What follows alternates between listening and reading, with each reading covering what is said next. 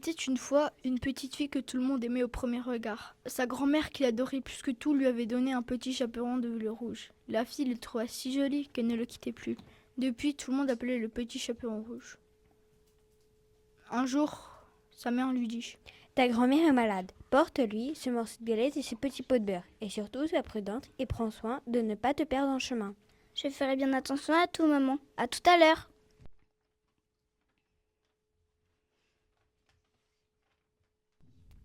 Sa grand-mère n'habitait pas tout près.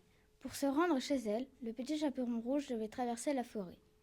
À peine était-elle rentrée dans la forêt qu'elle rencontra le loup. Comme elle ne savait pas quel méchant animal c'était, elle n'eut pas peur du tout.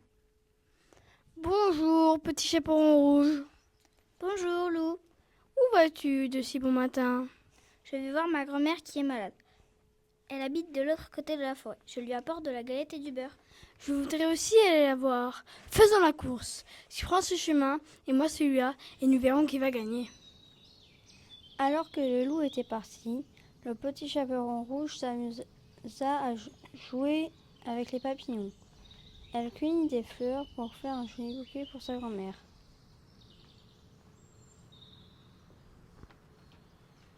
Oh là là, que le temps passe vite. Il faut que je me dépêche. J'avais promis à maman de faire vite. Pendant ce temps, le loup était arrivé chez la grand-mère. Qui est là? C'est moi, le petit chaperon rouge. Je t'apporte de la galette et du beurre. Bonjour ma chérie, tire la chevillette et la bobinette ira.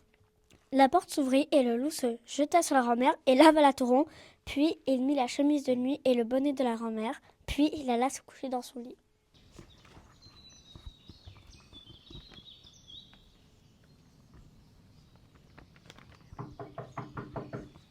Qui est là?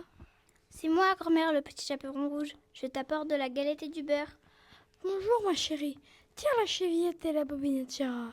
Le petit chaperon rouge entra et arriva dans la chambre. Elle avait une drôle d'impression. Tout lui semblait bizarre. Elle pensa que la voix étrange de sa grand-mère était due à son rhume, et elle peinait à voir son visage qui était caché par le bonnet de nuit qui le recouvrait presque entièrement. Elle s'approcha tout de même.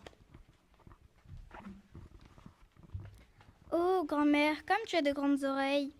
C'est pour mieux t'entendre, mon enfant. Oh, grand-mère, comme tu as de grands yeux. C'est pour mieux te voir, mon enfant. Oh, grand-mère, comme tu as de grands bras. C'est pour mieux te câliner, mon enfant. Oh, grand-mère, comme tu as de grandes dents. C'est pour mieux te manger. Et le loup se jeta sur le petit chaperon rouge. En quelques bouchées, la fillette fut avalée. Le ventre bien rempli, le loup s'endormit. Il se mit à ronfler si fort qu'un bûcheron qui passait devant la maison l'entendit. Le bûcheron entra et vit le loup couché dans le lit de la grand-mère. Il voulut le tuer quand tout à coup il pensa à la grand-mère.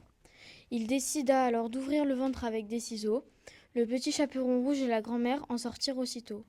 Comme j'ai eu peur et comme il faisait noir dans le ventre du loup. Merci beaucoup, monsieur le bûcheron. Vous êtes sauvés, maintenant mettons des pierres dans le ventre du loup. Tous les trois s'affairèrent à la tâche, puis la grand-mère recousit le loup. À son réveil, il voulut s'enfuir, mais les pierres pesaient si lourd qu'il s'affala et tomba mort sur le coup. Tout le monde était content, et le petit chaperon rouge qui avait compris la leçon promit de toujours suivre le chemin indiqué par sa maman et de ne plus jamais parler au loup.